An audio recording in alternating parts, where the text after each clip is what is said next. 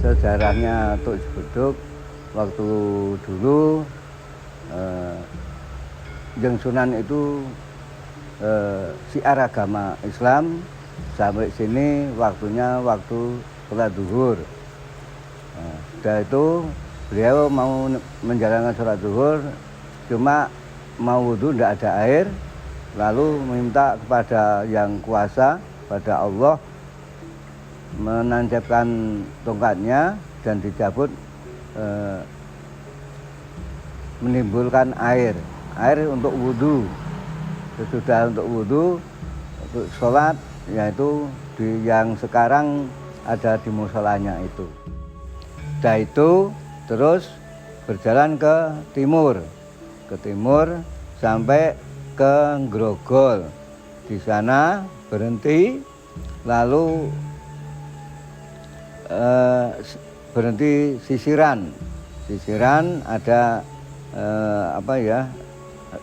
rambutnya yang jatuh, lalu dengan potongan kuku. Nah, di situ yang dikatakan rambutnya yang jatuh itu dikatakan kalau orang Jawa itu gregeli. Lalu Jeng Sunan bilang bahwa di situ dinamai dusun Grogol, dan di situ hari Jumat Pahing. Nah, sesudah itu dilanjutkan dengan warga. Peninggalan Jeng Sunan itu dikubur di situ, tapi bukan makam tapi makom. Yang dikubur hanya rambut sama kukunya Jeng Sunan. Ini ada upacara adat, lalu di sini diadakan Jumat Kliwon, itu pengambilan air dengan diiringi bacaan sholawat, genduri, tahlilan, dan ada mocopat itu ada. Setelah pengambilan air, lalu diboyong ke Balai Desa Margodadi, disemayamkan di sana itu 1 minggu. Nah, satu Jumat Pahingnya ada kirap, upacara adat Tuk Si Beduk. Lalu upacara adat itu dimulai dari Balai Desa menuju ke Grogol untuk pemidangan. Sudah upacara pemidangan di sana, lalu berjalan ke utara, lalu ke barat, ke Sulkan Mataram itu sampai menuju Tuk Si Beduk. Tapi upacaranya di sebelah barat Tuk Si Beduk. Itu diadakan upacara beberapa bergodo yang ada dan yang menyambut upacara adat itu. Dan ada acara penyerahan air yang diambil dari Jumat Kliwon itu diserahkan sama Bapak Bupati yang lenggah di situ. Nah, sudah itu ada sambutan tari-tarinan dan ada sejarahnya, yaitu istilahnya sandiwara. Itu sejarahnya Jeng Sunan Kalijogo.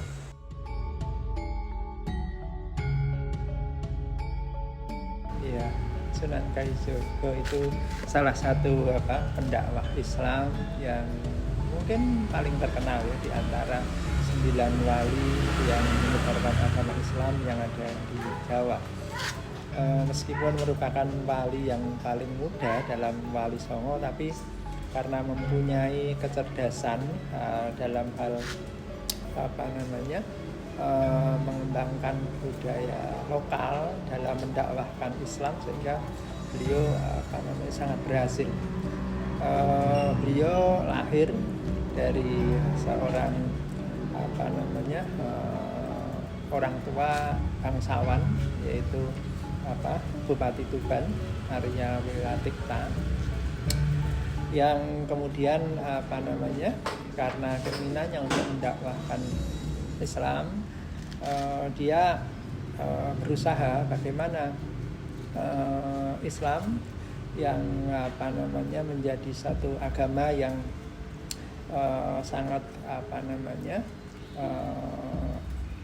dipercaya sebagai keyakinan yang bisa memberikan pencerahan bagi masyarakat Jawa, itu kemudian disampaikan melalui kebudayaan ya. Jadi melalui budaya, Sunan Kalijaga yang seorang bangsawan itu berusaha menjadikan Islam dengan budaya itu sebagai satu kesatuan, sehingga orang Jawa merasa Islam itu bukan sesuatu yang baru karena mempunyai banyak persamaan dengan budaya Jawa. Nah, berlatar belakang dari bangsawan Jawa itulah kemudian beliau mengembangkan banyak cara bagaimana mendakwahkan Islam di masyarakat kita.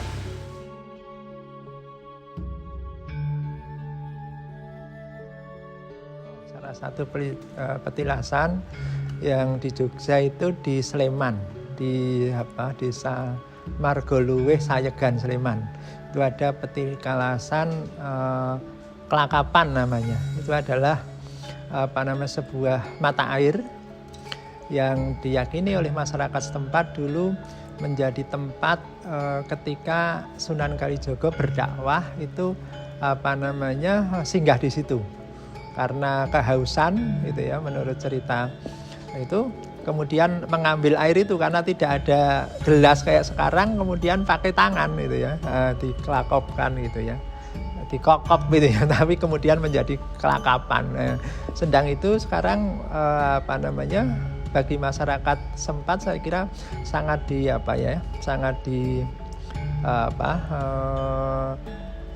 dijadikan sebagai tempat yang memberi berkah ya, dianggap memberi berkah.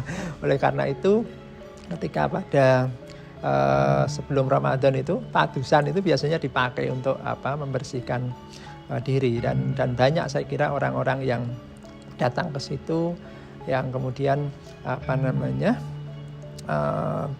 untuk mencari kalau orang sana ya akhirnya jadi cari berkah itu meskipun ya mestinya cukup ya dipelihara, tetapi memang masyarakat kita seperti itu, sehingga pada sebelum bulan Ramadan saya kira itu menjadi sangat ramai dikunjungi orang karena dianggap sebagai peninggalan Sunan Kalijaga yang sangat bermanfaat bagi dakwah pada masa itu ya.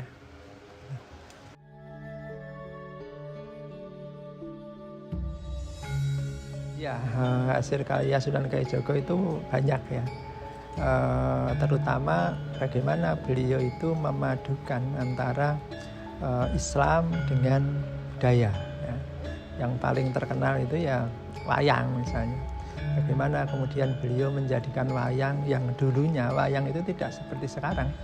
Wayang itu dulunya adalah patung sebenarnya, kayak wayang yang ada di Sunda itu, patung-patung itu ya.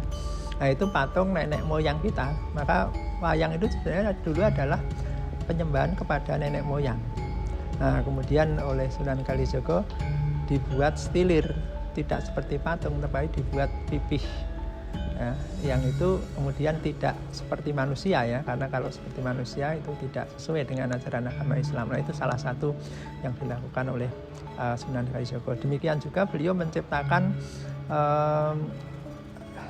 metrum tembang. Kalau dulu orang-orang Hindu itu namanya kakawin, itu karya sastra Hindu yang berasal dari India itu, bahasa Sangsekerta dan Jawa kuno lah. Kemudian pada masa Jawa Baru bersamaan dengan munculnya kerajaan Demak, itu kemudian dimunculkan karya sastra baru yaitu tembang Mocopat yang sampai sekarang itu sangat populer. Nah itu metrumnya mengadopsi antara budaya sebelumnya kakawin dengan wazan-wazan yang ada dalam syair-syair Islam. Makanya kemudian lebih sederhana daripada pada masa kakawin. Kalau kakawin itu rumit sekali. Mau membuat syair itu satu kalimat itu harus huruf hidup, huruf mati, huruf hidup, huruf mati. Sangat rumit. Tapi kemudian dalam tembang Mojopat lebih sederhana. Berapa suku kata terakhir aja. Kalau dulu suku kata pertama apa, kedua apa, sangat rumit. Dalam Kakawin itu yang kemudian menjadikan karya sastra Mojopat itu menjadi sangat populer sampai sekarang. Ini. Demikian juga beliau melakukan inovasi untuk membuat tradisi-tradisi upacara-upacara yang dulu adalah upacara animisme, dinamisme Hindu dan Buddha itu kemudian diisi dengan nilai-nilai Islam, gitu ya. Bagaimana upacara grebek misalnya yang dulu itu adalah upacara Raja Meda, di mana raja memberikan berkah kepada rakyat karena raja itu titisan dewa, kemudian dirubah itu sebagai bentuk sedekah raja kepada rakyatnya. Nah, itu yang dilakukan Sunan Kalijaga. Sunan Kalijaga juga menulis karya sastra, Suluk Linglung misalnya gitu ya. Bagaimana mengajarkan, mendekatkan diri dengan Tuhan dengan cara-cara yang disesuaikan dengan pandangan hidup masyarakat Jawa. Ya, tadi kalau visinya Sunan Kalijaga itu sama, saya kira masih relevan. Karena bagaimana mengajarkan Islam sesuai dengan konteksnya itu kan sebenarnya yang dihadapkan Sunan Kalijaga. Tentu ya berbeda dengan apa yang dia lakukan pada waktu itu. Kalau kita mau pentas wayang semalam suntuk ya nggak ada yang nonton tentu ya. Tapi bagaimana wayang yang sudah dilakukan atau diciptakan oleh Sunan Kalijaga dengan memodifikasi dengan nilai-nilai Islam itu kita pentaskan, tetapi juga sesuai dengan kebutuhan masyarakat sekarang. Misalnya pentas wayang 2 jam gitu ya. Dengan tentu teknologi yang berkembang saat ini tidak hanya seperti dulu, karena kalau tidak menyesuaikan dengan kebutuhan dan keinginan masyarakat sekarang ya tadi seperti tadi saya katakan akan ditinggalkan itu ya. Bagaimana kebutuhan masyarakat kita sekarang ini juga harus menjadi faktor yang penting untuk menciptakan mereproduksi apa yang sudah dilakukan oleh Sunan Kalijaga itu. Jadi mereproduksi dan rekonstruksi budaya itulah saya kira yang perlu untuk dilakukan, disesuaikan dengan kebutuhan masyarakat sekarang ini.